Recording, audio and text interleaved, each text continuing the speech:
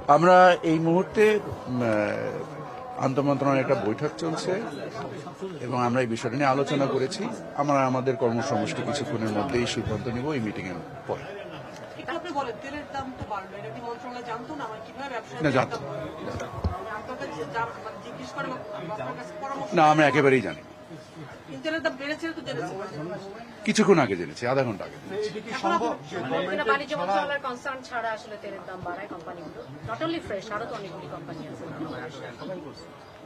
সবাই সামগ্রিকভাবে একত্রিতভাবে করেছে, মানে এই সামগ্রিক একত্রিক কোনো একটা কার্যক্রম অবশ্যই গ্রহণযোগ্য না।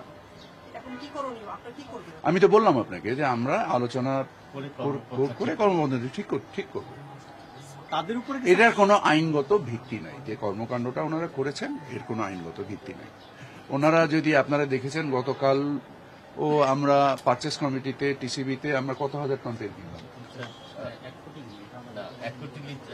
সয়াবিন 50 লক্ষ লিটার এবং সেটা ওনারা যে দামে আজকে বাজারে বিক্রি করছে সেখান থেকে প্রায় 20 টাকা কমে আমাদেরকেই তেল দিয়েছেন। বাজারে মানে 20 টাকা বেশি দামে তেল দেওয়ার কোনো কারণ, আমি তো যৌক্তিক কোনো কারণ খুঁজে পাচ্ছি না।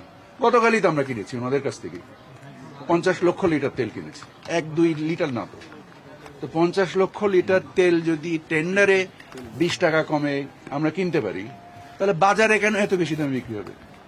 এর তো কোনো যৌক্তিক কারণ আমি খুঁজে পাচ্ছি না। কি ব্যবস্থা নেবেন তাদের উপর? কি আপনাদের নিয়ন্ত্রণ? আমি তো আপনাকে এক কথা রিপিট করছেন। Why are you repeating the same question?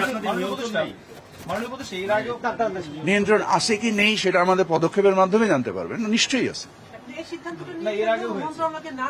আমি তো বললাম আপনাকে, আপনারা কতক্ষণ আগে জেনেছেন? আমি আধা ঘন্টা আগে জেনেছি।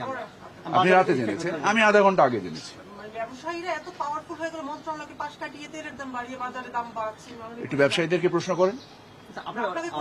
আমরা আমাদের পদক্ষেপগুলো তো নিব, আমরা তো আলোচনায় বসছি। এটা তো মানে মার্কেটে যে তরল নিয়ে যুদ্ধ করার জিনিস না। আমাদের পদক্ষেপগুলো নেওয়ার জন্য আমাদের আলোচনার প্রয়োজন আছে।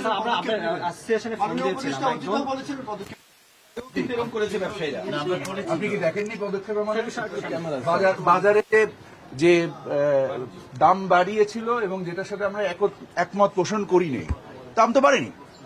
একটা বিষয় যদি হয়, যারা যেহেতু আইন যদি লঙ্ঘন করে থাকে, আপনারা কয়েকদিনের স্টেপ নিলেন, দাম কমিয়ে ফেললো, সেটা না, যদি শাস্তিযোগ্য কোনো অপরাধ করে আপনারা সে দৃশ্যমান কিছু ব্যবস্থা নেবেন কেন? নাকি নিশ্চিতভাবে কেন নিব না? আমাদের আইনসঙ্গত আমাদের যে ব্যবস্থাগুলো আছে আমরা সবগুলোই নিব। স্যার, অ্যাসোসিয়েশন থেকে বলেছে যে দাম বাড়ানোর ক্ষেত্রে মিনিস্ট্রি বা ট্যারিফ কমিশনের অনুমোদন নেওয়ার কোনো বাধ্যবাধকতা নেই, সেটা তাদের বক্তব্য। তাহলে ওই কথা তো আমরা অ্যাকনোলেজ করি না। জি, ধন্যবাদ আপনাদের। দেখেন, আপনার এই ধরনের প্রশ্নের মানে দিজ আর অল মানে কি বলা যায়, মানে ধারণাপ্রসূত প্রশ্নের তো জবাব নাই কোনো।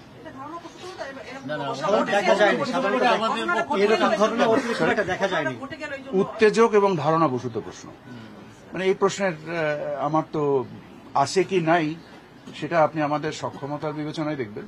স্যার, অতীতে খুব একটা দেখা যায়নি এমন ঘটনা যে সরকারকে না জানিয়ে দাম বাড়তি দাম বাজারে চলে এসেছে, এমন খুব একটা দেখা যায় না। গত 15 বছর আপনি তো দেখেছিলেন যে তারা বিজ্ঞপ্তি আকারেও দাম বাড়িয়েছিল, যেটাতে আমরা রাজি হই নাই।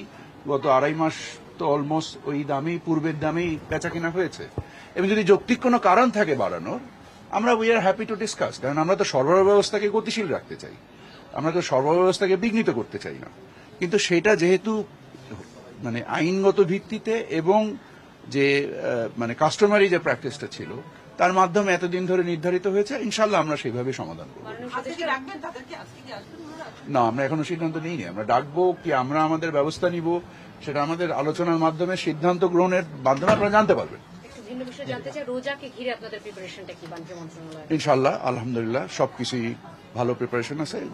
গতবারের ন্যায় আমরাও যেখানে যেখানে রাজস্বের ব্যাপারেও কর্মকাণ্ড করতে হবে, সরবরাহ ব্যবস্থার ব্যাপারে আমরা দেখেছি আমদানি পর্যায়ে যে ধরনের ঋণপত্র খোলা প্রয়োজন, যা গতবার খোলা হয়েছে তার থেকেও আমরা অধিক দেখতে পাচ্ছি। সরবরাহ ব্যবস্থায় কোনো বিঘ্ন থাকবে না।